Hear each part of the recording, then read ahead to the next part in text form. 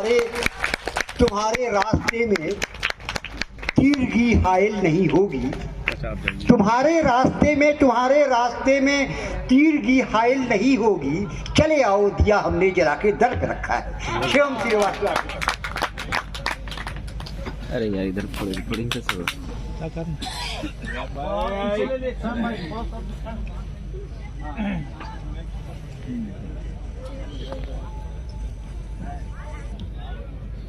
धनबाद, इसकी जितनी आवाज थोड़ी सी बढ़ा दो। धनबाद यानी जहाँ धन बाद में आता है, मन पहले आता है। ऐसे प्यारे शहर को मेरा बहुत प्रणाम, आप सबको, आपको बहुत सलाम। इतने भी लोग हैं, आप सबसे गुजारिश है कि अगर अब ये मुशायरा कवि सम्मेलन अपने अंतिम हिस्से में है, आप सब भी यहाँ आ जाएंगे तो मुझे बहुत अच्छा लगेगा। जितने भी लोग मुझे दिख रहे हैं, क्योंकि ये शाम इस तरीके की शायरी की महफिल, कविताओं की सजाने में बहुत मेहनत मशक्कत लगती है। आप जिन्हें टीवी पे देखते हैं, यूट्यूब पे देखते हैं, वो आपके अपने शहर में, आपके अपने मैदान में, अपनों के बीच में कोई लेके आता है तो उसमें बहुत परिश्रम, बहुत श्रम लगता है। आपके अपने रहमान भाई के लिए मैं चाहता हूँ कि एक बार जोरदार तालियां बजा दें।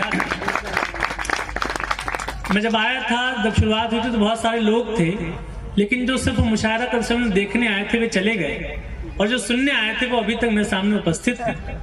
और कम से कम उतने लोग तो बचे हैं कि जितनी देश में ईमानदारी बची है उतने लोग तो हैं ही। तो ये बहुत अच्छा प्रोग्राम हो रहा है। शहबाज नदीम भाई बैठे हैं, आपकी जो भी उपलब्धियां हैं, आप क्रिकेटर हैं, आपने रणजी खेला है, IPL खेला है, देश के लिए खेला है। इससे भी बड़ी महत्वपूर्ण बात जो है वो मैं बताता हूँ कि आपके होने से आपके शहर के बच्चों में ये विश्वास पैदा हो सकता है कि अगर आपने कर लिया है तो ये मुझसे भी हो जाएगा। आपकी उपलब्धियां आपकी व्यक्तिगत हैं और आपके पूरे शहर की हैं। ये बहुत खूबसूरत बात मुझे लगी कि आप अपनों के बीच में, अपनों की प्रेरणा हुए, शहर से निकलकर आपने पूरे देश दुनिया में अपना नाम रोशन किया। रहमान भाई का जब पहली बार फोन आया धनबाद के लिए, तो एक हमारे यहाँ कही आती कहावत कि मेहमान आता अपनी मर्जी से है और जाता आपकी मर्जी से है। तो मेरी आज स्थिति वही हो गई। मैं आ तो गया हूँ यहाँ पर, लेकिन मेरा जाने का जो टिकट था वो कंफर्म नहीं हुआ। तो मैं अब जाऊंगा कब, वो आप सबके हवाले से है। लेकिन मैं कविताएं सुनाने के लिए आपको उपस्थित हूँ। एक बात जो और मेंशन करना चाहता हूँ, इस मंच की जो व्यवस्था रही तो मुझे आखिरी में पढ़ना पड़ा, लेकिन आदरणीय रमेश शर्मा जी उपस्थित हैं। वो मेरे घोषित गुरु तो नहीं है, लेकिन 10 साल से मैं कवि सम्मेलनों में हूँ। जिस व्यक्ति से मैंने सबसे अधिक सीखा, सबसे अधिक जाना, जिनकी बात को मैंने अपनी जीवन यात्रा में गांठ बांध के मैं चला, ऐसे रमेश शर्मा जी हैं, मेरे गुरु समान। एक बार आपकी तालियां उठें। बात सिर्फ इतनी है कि बच्चे कितने भी बड़े हो जाए, अपने बड़ों से बड़े नहीं हो सकते। तो मैं आपसे बहुत क्षमा चाहता हूँ कि मैं आज आपकी बात पढ़ रहा हूँ। भाई दिन में बहुत अच्छी कविताएं पढ़ी। हमारे भैया एक बैठे थे, वो कहाँ गए? मैं अभी आ जाएंगे। हाँ भैया बैठे हैं, आप इधर आगे आ जाइए। मैं 4 पंक्तियों से अपनी बात शुरू करता हूँ। अमतांशु बहुत अच्छी कविताएं पढ़ रहा था, उसने खुमार साहब का नाम लिया।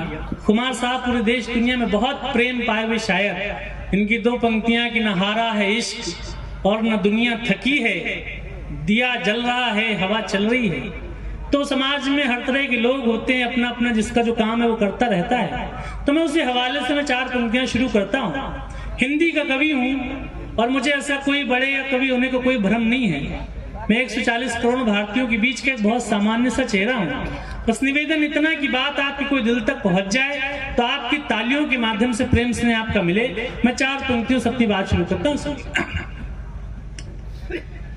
कांटे बना रहे हैं, कोई गुल बना रहे, कुछ लोग कहीं काग को बुलबुल बना रहे। क्या बात। कांटे बना रहे हैं, कोई गुल बना रहे, कुछ लोग कहीं काग को बुलबुल बना रहे। वे रास्तों को खाई में तब्दील कर रहे। शायरी और कविता क्या करती है, रहमान भाई जैसे लोग क्या करते हैं? वे रास्तों को खाई में तब्दील कर रहे, वे रास्तों को खाई में तब्दील कर रहे, हम लोग उन्हीं खाइयों पे पुल बना रहे, हम लोग उन्हीं खाइयों पे पुल बना रहे। तो शायरी कविता पुल बनाने का काम करती है, जोड़ने का काम करती है। हम लोग उन्हीं खाइयों पे पुल बना रहे। ये हलचल थोड़ी सी अगर जी आदरणीय आदि आपने बहुत अच्छी निजामत करी और आदरणीय रौनक सर आपने कितने बढ़िया पढ़े नहीं राबी से पढ़े। हम लोग उन्हीं खाइयों पे पुल बना रहे थे। धीमे धीमे मैं अपने रंग में आता हूँ, लेकिन जब मैं आया था तो बहुत खामोशी थी। थोड़ी थोड़ी खामोशी तोड़ने की कोशिश करिएगा। मैं 4 मिनट से और पढ़ता हूँ। पत्थर की चमक है न नगीने की चमक है, क्या बात चेहरे पे सीना तान के जीने की चमक है। पत्थर की चमक है न नगीने की चमक है, चेहरे पे सीना तान के जीने की चमक है।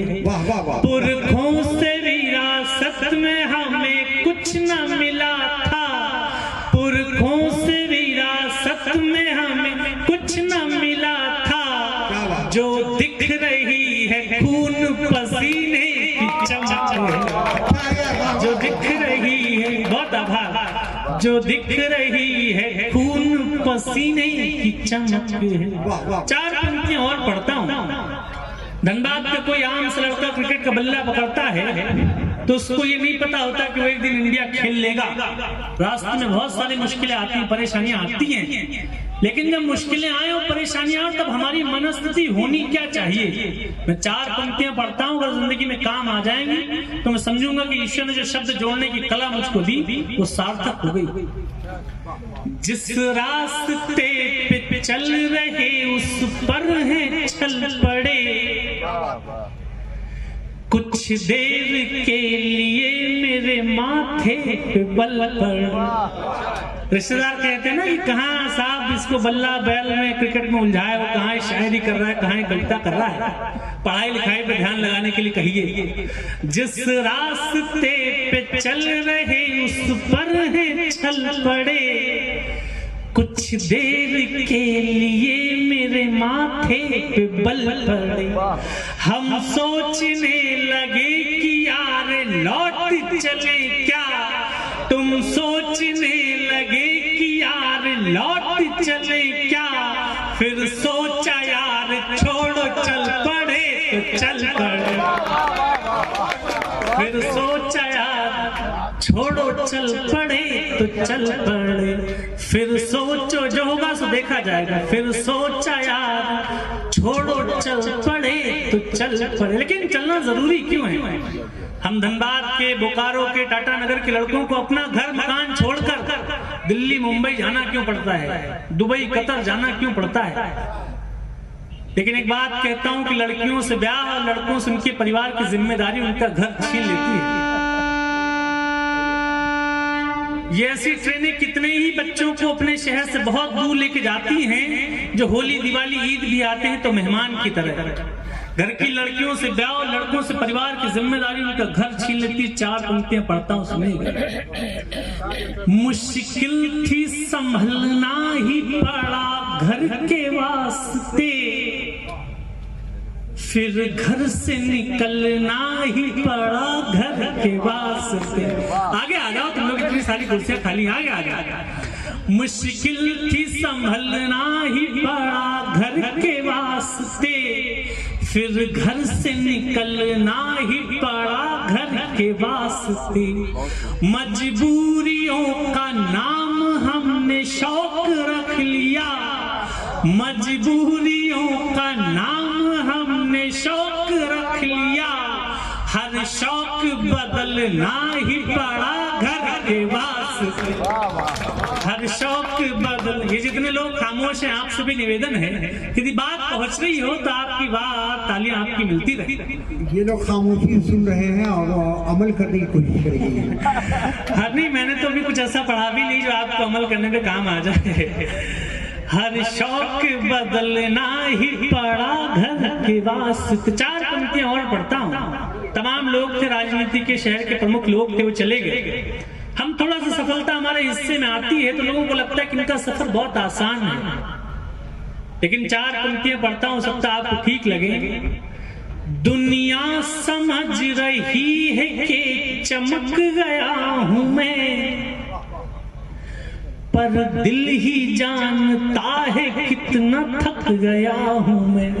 थोड़ा और मन मिले आपको। दुनिया समझ रही है कि चमक गया हूं मैं, पर दिल ही जानता है कितना थक गया हूं मैं। आसान लग रहा है सफर देखने में, पर आसान लग रहा है सफर। चौथी पंक्ति में आप सबकी तालियां होते हैं। आसान लग रहा है सफर देखने में, पर दीवानगी की आखिरी हद तक गया हूं। दीवानगी की आखिरी हद तक गया हूँ।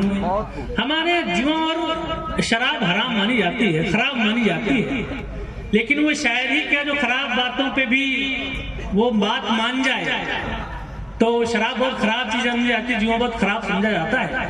लेकिन बनारस में हमारे एक कवि हुए डॉक्टर अनिल चौबे, उन्होंने कहा कि सौंदर्य नाले में भी है, बशर्ते आपकी दृष्टि सुअर वाली होनी चाहिए। मैं जो बात कहने की कोशिश कर रहा हूँ, शराब और जुआ बहुत खराब माना गया, लेकिन हमारे पुरखे एक बड़े कवि डॉक्टर हरिवंश राय बच्चन ने शराब की पूरी मधुशाला लिखी, और मैं जुए पे आपको 4 पंक्तियां सौंपता हूँ, आपके आमन को आनंद आ जाएगा, सुनिए। न जीत में न हार ही जाने में मजा है। अभी मुझे मजा नहीं आ रहा है, लेकिन जिंदगी में मजा कहाँ है मैं आपको बताता हूँ, सुनिएगा।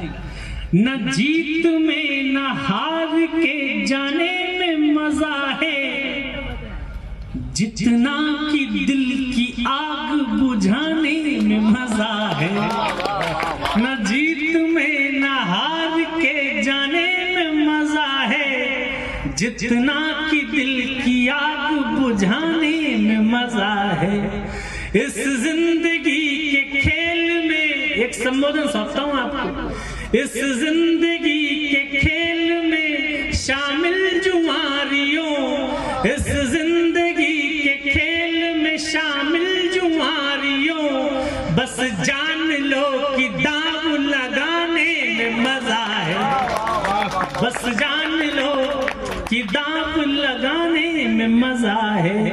वैसे लोग पूछते कि कवि सम्मेलन के अतिरिक्त और क्या करते हो, तो नदीम भाई ये मुझसे जवाब की अपेक्षा रखते हैं कि मैं उन्हें बताऊं कि मैं किसी स्कूल में पढ़ाता हूं, बैंक में मैं नौकरी करता हूं। लेकिन मेरा इन दिनों इस बात पे बहुत विश्वास बढ़ा है, सामने बच्चियां बैठी, बच्चे बैठे हैं। ईश्वर अल्लाह आपको कोई प्रतिभा, कोई क्षमता, कोई टैलेंट दे तो उस पर दांव लगाना चाहिए, क्योंकि कुदरत की दी हुई नेमत का यदि हम अस्वीकार करते हैं तो कुदरत हमको कई जन्मों के लिए उससे वंचित कर देती है। 4 पंक्तियां पढ़ता हूँ नदीम भाई, आपको रहमान भाई आपको सौंपता हूँ, सुनिए। मुझको न रोकिए न ये नजराने दीजिए,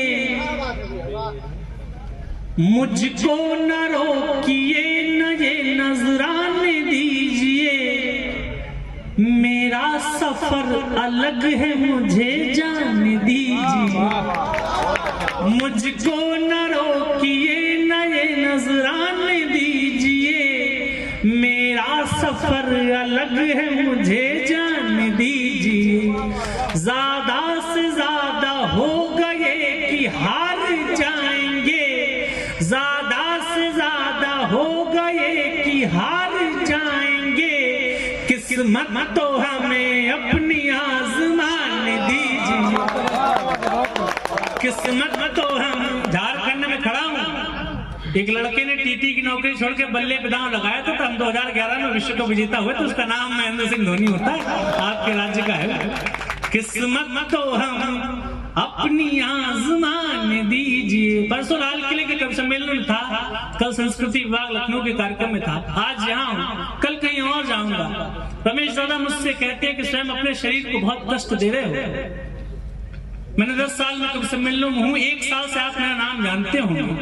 मैंने दादा से कहा कि दादा इस व्यस्तता के लिए बहुत दिन परिश्रम किया है, नए लोग बैठे हैं, शाहिद मंजूर की 2 पंक्तियां अपने हवाले से कहता हूं कि अपनी मंसूबों को नाकाम नहीं करना है, अपने मंसूबों को नाकाम नहीं करना है, हमको इस उम्र में आराम नहीं करना है। तो इस व्यस्तता के लिए अपने आप को बहुत जलाया है। 4 पंक्तियां और पढ़ता हूं, उसके बाद यदि आप मन बना देंगे तो एक गीत सुना दूंगा, उसके बाद इस कार्यक्रम को अपन। डरना नहीं किसी के भी पैरों की नाप से। जब मैंने कहा कि जब आप अपनी किस्मत पे दाम लगाते हैं तो कुछ लोगों को आपकी हिम्मत रास नहीं आती, वो आपको डराने की कोशिश करते हैं, परेशान करने की कोशिश करते हैं। लेकिन 4 पंक्तियां पढ़ता हूं, सुनिएगा। डरना नहीं किसी के भी पैरों की नाप से, आखिर में पुण्य जीत ही जाएगा पाप से। डरना नहीं किसी के भी पैरों की नाप से, आखिर में पुण्य जीत ही जाएगा पाप से। गीता में कृष्ण ने कहा अर्जुन से बस यही, और 4थी पंक्ति आप सबके काम की है। गीता में कृष्ण ने कहा अर्जुन से बस यही, पहली लड़ाई जीतनी है अपने आप से, पहली लड़ाई जीतनी है अपने आप से। लेकिन आप सबका प्रेम बहुत मिलता है और एक हिस्से में विरोध भी बहुत होता है। पिछले साल मेरे इंस्टाग्राम पे कुछ रील्स चल गई, तो मेरे हिस्से जो कवि सम्मेलन समाज के बहुत सारे लोग हैं, दादा जानते हैं, तो उन्होंने कहना शुरू किया कि रियल का कवि नहीं है, रील का कवि है। तो मैंने आपके हवाले से एक बात कही कि 10 साल रियल में मेहनत की, तब जाकर आपके मोबाइलों में रील के माध्यम से पहुंचा हूं। और आप सब ये बात, इस बात का तस्करा करें कि कविताएं रील की हैं या रियल की हैं। लेकिन 4 पंक्तियां अंतिम और पढ़ता हूं, उसके बाद एक गीत सुनाने की मनस्थिति बना रहा हूं। जब डर पता चला तभी ताकत पता चली, सीने में आग सीने की हिम्मत पता चली। जब डर पता चला तभी ताकत पता चली, सीने में आग सीने की हिम्मत पता चली। शर्तों पे हमने बिकने से इनकार कर दिया। किसी ने आपको अपनी शर्तों पर ढालने के लिए कहा हो और आपके खुददारी ने उसको मना कर दिया, तो वो चेहरे याद करिएगा और मेरी पंक्ति सुनिए। शर्तों पे हमने बिकने से इनकार कर दिया, शर्तों पे तुमने बिकने से इनकार कर दिया, तब जाके अपने आप की कीमत पता चली, तब जाके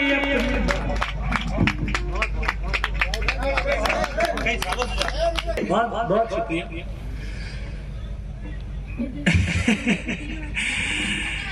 जब डर पता चला तभी ताकत पता चली। किसी को इतना नहीं दबाओ कि उसके भीतर का डर खत्म हो जाए। बहुत दुनिया में सबसे कोमल होती रुई, उसे भी बहुत दबाओ तो एक दिन वो भी दबने से इनकार कर देती। जब डर पता चला तभी ताकत पता चली, सीने में आग सीने की हिम्मत पता चली। शर्तों पे हमने बिकने से इनकार कर दिया, शर्तों पे हमने बिकने से इनकार कर दिया, तब जाके अपने आप की कीमत पता चली। एक बार तालियां बजाकर मुझे बताएं, मैं गीत शुरू करना चाहता हूं। मैं विजेताओं का गायक नहीं हूं। जब आप इंडिया खेलते हैं, आपका आईपीएल ट्रॉफी में सिलेक्शन हो जाता है, पूरे शहर का मीडिया आता है, आपके इंटरव्यू के लिए चाहता है, आप किसी नौकरी में आ जाए, आपका व्यापार बहुत फल फूल जाए, आप विधायक हो जाए, तमाम ऐसे लोग आते हैं जो आपकी संघर्ष यात्रा में कहीं नहीं थे, लेकिन संघर्ष आपका अकेले का है। आप किसी परीक्षा में हार जाएं, फेल हो जाएं, आपके व्यापार में घाटा हो जाए, आपको उधारी हो जाए, तो आपके हिस्से में कम लोग होते हैं जिनका कंधा आपको मिलता है कि मेरे कंधे से अपना सर टिका लो और मैं तुम्हारी मदद करता हूँ। एक गीत इसी भूमिका को पढ़ना चाहता हूँ कि जिंदगी में कभी पराजय आई हो, हार आई हो, फेल्योर दौर आया हो और आपने अपने संकल्प बोध के साथ अपने आप से एक वायदा किया हो कि यहीं पर आएंगे और विजय श्री का टीका अपने माथे पे लगाएंगे, तो उसी संकल्प बोध के नाम एक कविता खड़ी करने की कोशिश कर रहा हूँ। एक बार तालियां बजाकर पूरा सदन मुझे आदेशित करे, मैं कविता पढ़ता हूँ। एक महल की चौखटों, एक महल के द्वार ने, एक महल की चौखटों ने, एक महल के द्वार ने हमको अपमानित किया था, एक भरे दरबार ने हमको अपमानित किया था, एक भरे दरबार ने प्यार को ठुकरा दिया था निर्दयी बाजार ने, एक महल की चौखटों ने। हमारे एक मंत्री थे चाणक्य, उनका अपमान किया था मगध के दरबार में। तो चाणक्य ने अपनी शिखा खोल के, चोटी खोलकर हम लोग एक प्रण लेते हैं कि जब तक ये काम कर नहीं लेंगे तब तक हम चुप नहीं रहेंगे। तो चाणक्य का जब अपमान किया तो चाणक्य ने शिखा खोल की प्रतिज्ञा ली, किसी चरवाहे के लड़के को पकड़ के लाऊंगा और राजा बना दूंगा। लेकिन हम लोग चाणक्य नहीं हैं, हम बहुत मामूली लोग हैं, लेकिन जब आत्मसम्मान पे बात आती है तो पूरी ताकत के साथ रिटेलिएट करते। मैं गीत पढ़ता हूँ। एक महल की चौखटों ने, एक महल के द्वार ने हमको अपमानित किया था, एक भरे दरबार ने प्यार को ठुकरा दिया था निर्दयी बाजार ने, एक महल की चौखटों में। अब गीत का बंद पढ़ता हूं, सुनिएगा। हम नहीं चाणक्य लेकिन हाँ शिखा तब खोल ली थी, हम नहीं चाणक्य लेकिन हाँ शिखा तब खोल ली थी, खुद को भीतर से टटोला और ताकत तोल ली थी। हम नहीं चाणक्य लेकिन हाँ शिखा तब खोल ली थी, खुद को भीतर से टटोला और ताकत तोल ली थी। लोग जो दीवार से हैं ये ही दरवाजा बनेंगे। आपके खराब समय में आपको दुत्कारने वाले लोग समय बदलने पर सबसे पहले सम्मान की दुशाले लेके प्रस्तुत होते हैं। लोग जो दीवार से हैं ये ही दरवाजा बनेंगे। अगली पंक्ति दी आपके कलेजे पे लग जाए तो 2 मिनट तक सबकी तालियां चाहता हूं। लोग जो दीवार से हैं ये ही दरवाजा बनेंगे। लोग जो दीवार से हैं ये ही दरवाजा बनेंगे। हम इसी दरबार में लौटेंगे, हम राजा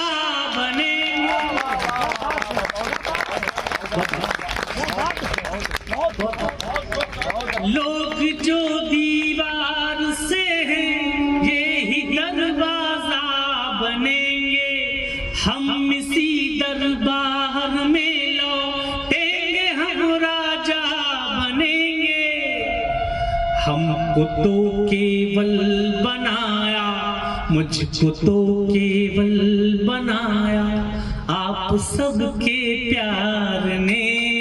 मुझको तो केवल बनाया आप सबके प्यार ने। हमको अपमानित किया था एक भरे दरबार ने, एक महल की चौखटों। लेकिन यह सफलता से सफलता तक की यात्रा होती कैसे? हमें अपने भीतर परिवर्तन क्या करने पड़ते हैं। हम जब जिंदगी के जंगल में प्रवेश करते हैं तो बहुत भोले भाले से होते हैं, बहुत मासूम से। लेकिन दुनिया कदम कदम पे हमारी मासूमियत छलती है तो हमें थोड़े दिन में एहसास होता है कि अपने नाखून थोड़े तीक्ष्ण करने चाहिए ताकि हम शिकार होने से बच जाएं। मैं गीत का अंतिम हिस्सा पढ़ता हूँ, सुनिएगा। अनसुनी आवाज, भैया बात नहीं करो बाबा, अनसुनी आवाज का बदला जरा अंदाज हमने। परिवर्तन होता कैसे? अनसुनी आवाज का बदला जरा अंदाज हमने। और अपने जीवन में जो सबसे अच्छा लिखा वो पंक्ति सौंपता हूं आपको, सुनिएगा। अनसुनी आवाज का बदला जरा अंदाज हमने, अपने भीतर के कबूतर को बनाया बाज हमने। बहुत अनसुनी आवाज का बदला जरा अंदाज हमने, अपने भीतर के कबूतर को बनाया बाज हमने। ताज क्या है कृष्ण के सिर, पंख ही स्वीकार होगा। और चौथी पंक्ति पे फिर आपका स्नेह मांगता हूं। ताज क्या है कृष्ण के सिर, पंख ही स्वीकार होगा। जिस जगह हम बैठ जाएंगे वही दरबार होगा। नेता के घर में पैदा नहीं होता। नेता सड़क पर बैठ जाए और 500 मुखिया पीछे भिज जाए, वो नेता होता है। ताज क्या है कृष्ण के सिर, पंख ही स्वीकार होगा। जिस जगह हम बैठ जाएंगे वही दरबार होगा। जीतना हमको सिखा। अंतिम दो पंक्तियां और अपने काव्य पाठ के बाद में जगह लेता हूं, सबका प्रेम समुचित रूप से मिले। जीतना हमको सिखाया, जीतना हमको सिखाया, मिल रही हर हार ने। जीतना हमको सिखाया, मिल रही हर हार ने। हमको अपमानित किया था एक भरे दरबार में। बहुत बहुत आभार, बहुत बहुत प्रणाम, बहुत सलाम। इंडिगो क्लब का आदरणीय ओम प्रकाश जी यहाँ पर उपस्थित नहीं है, उन तक मेरी आवाज पहुंचे, उन तक भी मेरा सलाम पहुंचे। बहुत बहुत धन्यवाद के प्यारे श्रोताओं, आपका बहुत आभार। बहुत